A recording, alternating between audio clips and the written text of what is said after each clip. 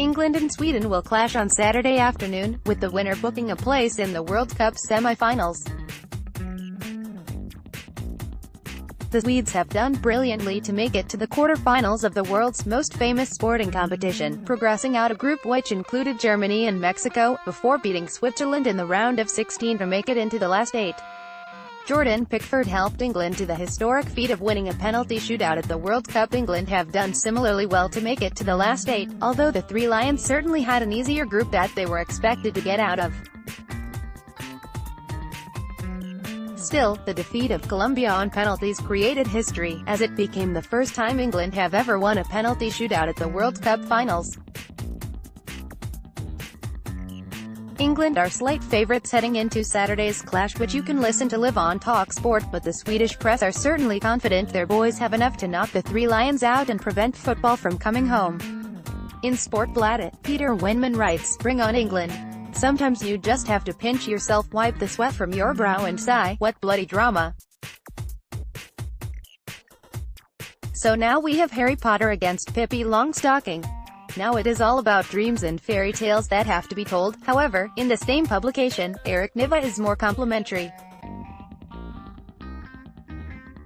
He says England are not the team they used to be, who would self-destruct after conceding in a knockout game.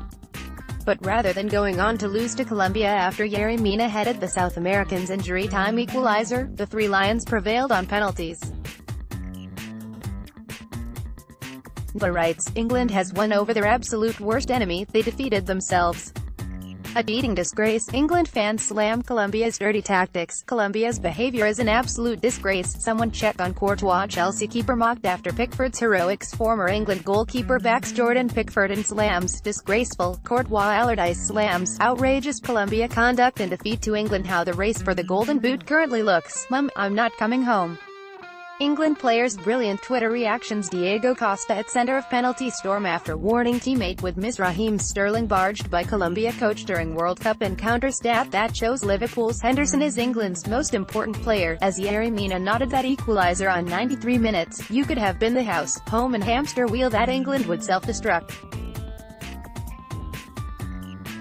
And then when Jordan Henderson missed first, everything was ready and done. In Expressin, Daniel Christopherson suggested England are no different than normal, as they still have their usual hubris, and can be attacked down the flanks. As quoted in The Guardian, Christopherson writes, Sweden have reached a sensational quarter-final after an enormous feat. Now England, who have their usual hubris, awaits. It's a completely different team to what we are used to, and that suits Sweden perfectly.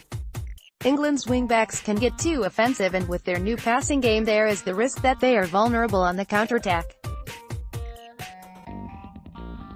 Just like Mexico against Sweden, England cannot afford to make any mistakes. Then, they will be punished by Yana's gang, who have delivered their past 2 games in what is almost tactical perfection.